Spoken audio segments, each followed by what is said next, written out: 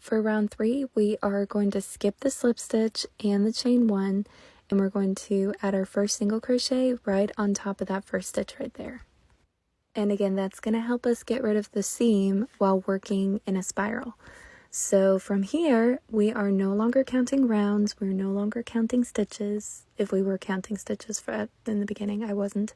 But from here on out, you're just adding a single crochet into every single stitch, going into the exact same direction until your height is about 3.5 inches. That is the number that I'm going for. If you want to create a taller pumpkin, you would just create a taller tube or a longer tube. If you want to create a shorter pumpkin, you would just create a shorter tube. Now, the length or the height of this is not going to be the height of your pumpkin.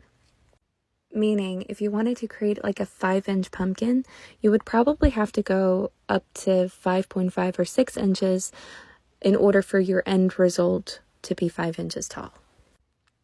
But the next time I see you, it'll be when your fabric is the height that you need, and then I'll show you how to sew the top and the bottom together and how to stuff it and how to make it look like a pumpkin.